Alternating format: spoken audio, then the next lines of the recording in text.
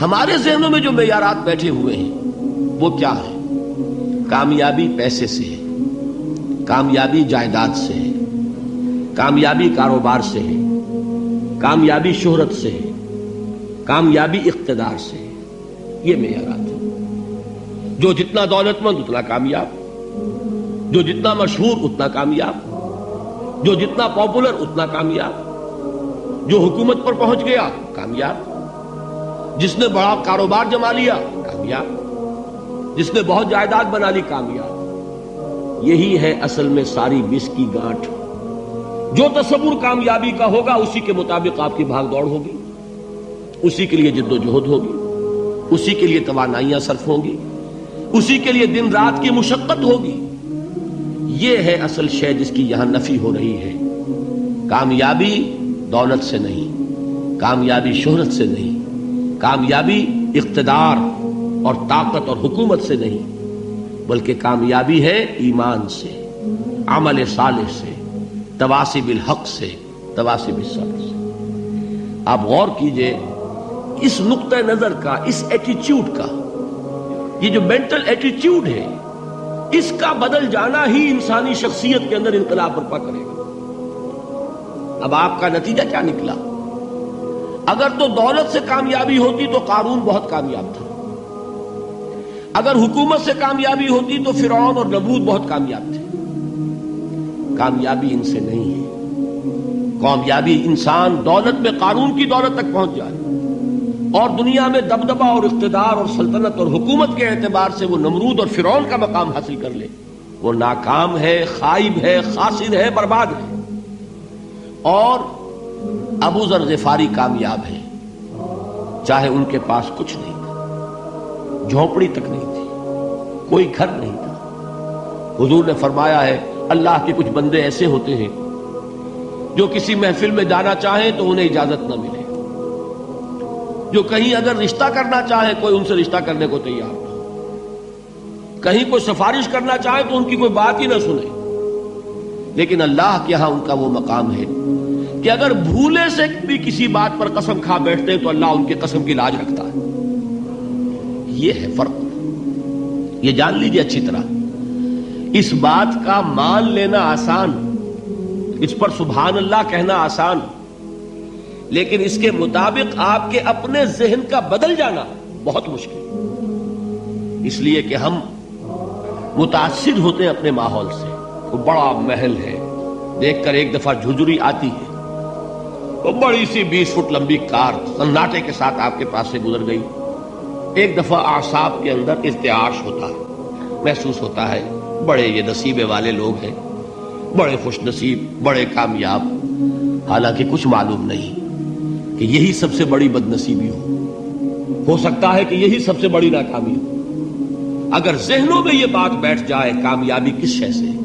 یہی وجہ دیکھیے قرآن مجید میں بارہا آپ دیکھیں اولئک هم المفلحون، یہ ہے لوگ کامیاب ہونے والے. آج یہ آپ نے نماز میں وہ آیات سنی، یا ایھا الذین آمنوا ارکعوا واسجدوا واعبدوا ربکم وافعلوا الخیر لعلکم تفلحون.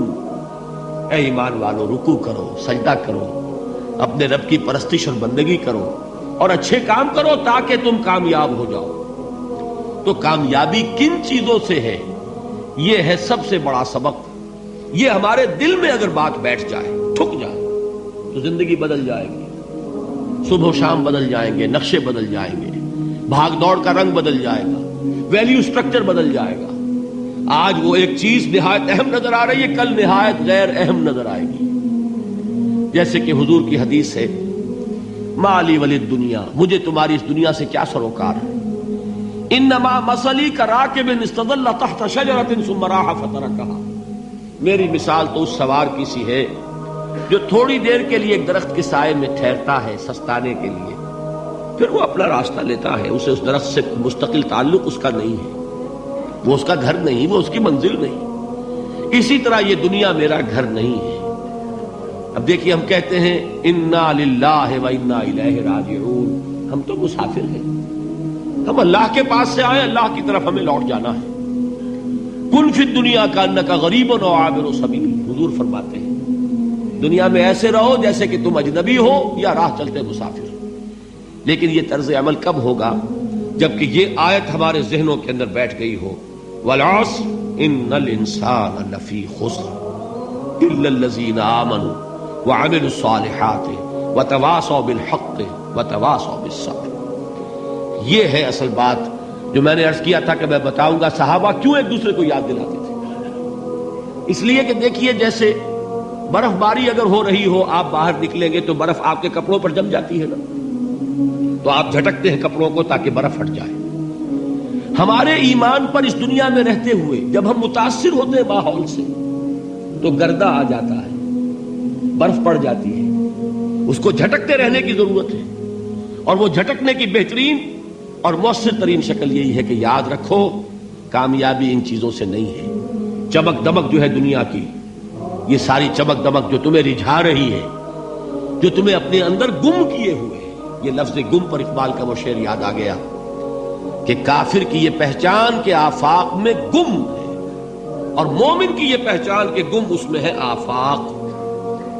تم گم نہ ہو کر رہ جاؤ، اس میں مبہوت نہ ہو کر رہ جاؤ، مرعوب نہ ہو کر رہ جاؤ. دنیا ہی کی محبت تمہارے اوپر ڈیرے نہ ڈال دے، تمہارے دلوں کے اوپر مسلط نہ ہو جائے.